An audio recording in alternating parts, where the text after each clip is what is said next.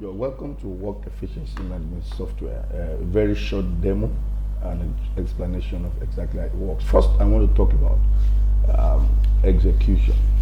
Now, according to Sue Grafton, it says ideas are easy. It is the execution of ideas that really separates the sheep from the goat, and I really agree with them. Now, what is work execution? Before we go into the software, let's look at a very interesting concept here. Now, I define execution as the bridge between projections and profits. Now, that's just the gap between your imagination or your strategy or your plan and profit. Now, everything involved in translating business goals into business results using the least amount of resources is the core of effective execution. However, while it's important to clearly define business goals, unless the resources used for the process of achieving our goals are far less than the results achieved in value equivalence, execution will be deemed to have failed. What do I mean by that? Once our return on resources is negative, execution is not worth the while. Activities without profitability is a waste of resources and also a waste of any other thing you put into it. All right, so execution must have profit, otherwise it will not be worth its while. Our work efficiency software is one of the most strategic and most profitable efficient multiplier of the processes of work execution within any environment. All right, so I want us to look at the three dimensions of business execution that are critical to generating profit from our processes and how the software is going to help us. For example, when you are talking about dimensions of business execution, you are looking at three key dimensions: quantity of primary execution components, and then the quality of the primary execution components, and then the technology that you have deployed to optimize the resources, which is supposed to be the multiplier. So effective execution result is a strategic intersection of these three dimensions. Now, when we talk about quality of primary execution components, we're talking about the quantity of your strategy, your policy, your processes, the availability of procedures, and the real actions that is supposed to be geared towards getting the things that you have projected. But that's not the only thing you are talking about. The quality. When we talk about quality of execution components, we are talking about the quality of specifications. How accurate are your specifications? What are the standardizations involved within your organization? And then what is the communication of these primary execution components to the right people that are going to execute? And how do you monitor execution to ensure that they meet the standardization and the specification you've given? How do you evaluate the people that are involved in executing your strategy? Now, that's the next component. Now, you'll agree with me that this quality is very, very important, but it's unfortunately one of the most difficult for organizations to do consistently with human beings without actually defaulting. Unfortunately, it also affects our ability to deliver on the promises we give to our customers.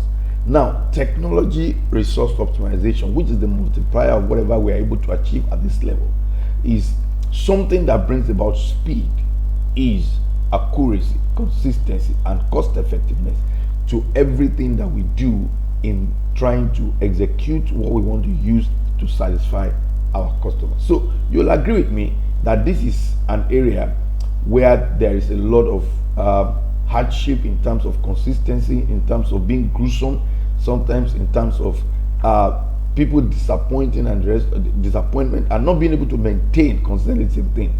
Introduction of the right technology will bring about speed, ease, accuracy, and consistency onto this, thereby bringing effective execution results. All right, so how exactly does the work efficiency management software help? Let's go there. All right, if you look at this application, under the job management, there are some three important modules which can help multiply the efficiency and effectiveness of the work execution in any environment. We have the work reports, we have the task management, and then we have the work procedure management. Let me give you a brief idea of what the work report does. It gives all the staff, wherever they are located, especially right now that you have a lot of people working remotely, the ability to generate, a very timely and detailed achievement report, and also challenges report that will ensure that you produce very satisfying, results, for your organization. The task management helps with being able to issue tasks, to your staff wherever they are, and be able to give them deadline on those tasks, and be able to know which task is actually outstanding and things like that. So let's quickly look at challenges report. The challenges report is quite critical because one of the things that have been found to this is a place where you can do search in case you want to filter, but let's just go straight to the grid. Now, one of the things they have discovered is that challenges are things that can make sure that we do not deliver on the promises we give to our team members, to our external customers, and other people. For example, when the managing director or any part of the management promises a client that something will be delivered on XYZ, of course, he's not going to do that himself. He's going to delegate to people, but they could come across challenges. These challenges, sometimes, even though they are real, once they are not well captured in a way that supervisors can quickly know about them, they can actually make sure that our promises begin to fail. And when the promise of an individual department of staff fails to the external customer takes it out on the whole organization. Therefore, challenges are not assets to be kept by staff. Unfortunately, that is what you have most of the time. You see people coming to meeting to give you the reasons why they could not achieve goals. Something they could have, if they have a software like this, they will have captured about a week or 2 weeks before that time. The supervisor will have seen it, and then he will have advised, and then push it to upper management, and it will have been resolved. So look at this. This is an example of a challenge grid.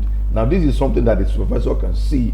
One of the things I want to say about this grid is the fact that I can, slice them up or filter them on the extent of resolution. For example, if I want to look at all the challenges that are fully resolved, if I click on that, it will show me the fully resolved challenges.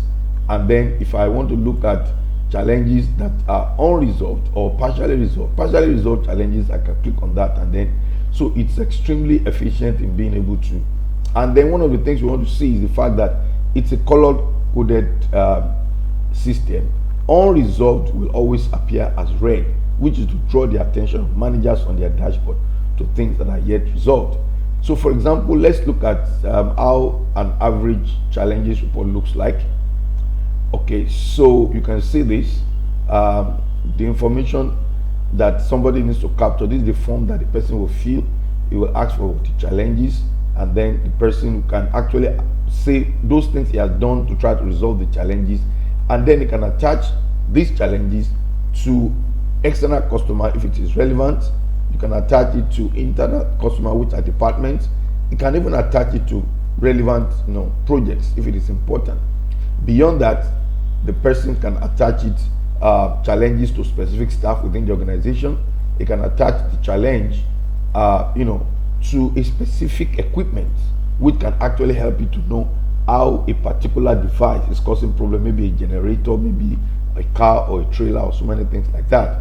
And then you can actually attach it to a space resource or anything that is like material resource, so that when people are having the management meeting, they can know exactly what is causing challenge. For example, with this attachment or with this classification, in about 6 months, the management can sit down and look at areas that are giving them a lot of challenges, equipment giving challenges, people giving challenges. They solve this problem in a meeting once and for all, such that the challenges that you have this year are the things that will have been resolved almost permanently, making the company to grow in leaps and bounds and satisfying their customers, beyond their imagination. So that's the challenges report, which ordinarily you can gather on a frequent basis. And one of the good things about this challenges report is that immediately a staff submits a challenge report, it gets to the supervisor immediately through email, and then the supervisor can go to the dashboard, look at the details, and respond.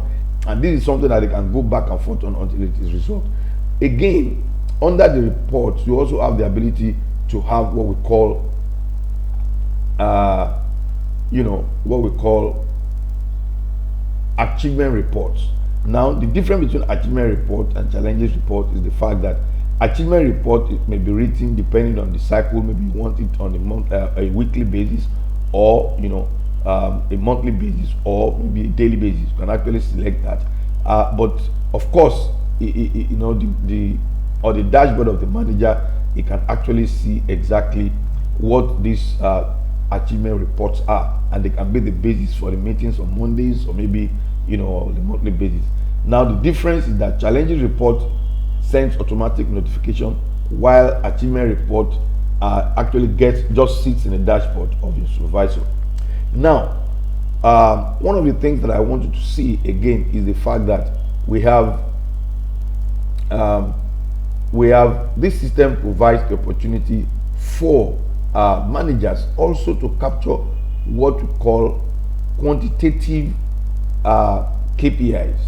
Each of your staff can update their KPIs, how much they are achieving in terms of quantitative challenge. Let's say you have a goal, for example, set for a quarter. These goals, the staff can begin to update each individually as to how far they have gone. All right, so you have you have a situation where, depending on what it is, every staff will be able to see all the different dimensions of competencies that is related to him, and he will be able to go there and update. For example, if you see what I'm doing here, this person will be able to come here and be able to actually update how far he has gone with his goals, and be able to send them. And on a regular basis, the system then allows the supervisor or the management to be able to see a graph of how people are achieving their goals, which can also be a basis. So if you look at this KPI dashboard here, it's very, very easy for the management to actually see how individuals or departments are actually fulfilling their. One of the things I want to say about this graph is the fact that, look at this, an individual, and then the manager or the management can see what is the reported achievement, which is colored in red, what are the verified achievement, which is colored in green, and what are the approved achievement. The difference between these three is just in the level of authenticity that it is. For example, a staff in Abuja can send something that says, I've achieved, I've already sold X amount of products, or I've actually done X amount of training for our users. The supervisor may need to sign on that, and then it will appear as verified, and then maybe somebody else may do the approval. But the beauty of this is that it gives everybody the ability to breathe, in the sense that your staff will know that they can report their achievement. They can allow the manager to have time to do approval at whatever point, but at any point in time, people know that they are not covered. Because, so if you can see this guy, he has done about over 100% of the target, but they've only approved 65%. And then so it is something that gives everybody the ability to communicate, while not frustrating high achievers who are actually located distant away. Very briefly, I want us to look at the other two modules. So we've looked at the reports, and then the system also has a task management module, which also is very, very interesting. It is color coded as well, so it gives you the ability. If you look at this, it gives everybody the ability, the managers, to issue tasks. So you can look at these tasks that are turning red are tasks that have been due. So you have the creation date, you have the deadline. Once the deadline is due, the system appears in red. Now, when people have already completed their own tasks, it appears in blue, and if the managers have not approved it. But when the manager approved those tasks because it has met the specification, then it begins to appear in green. So these are so the thing is that you can have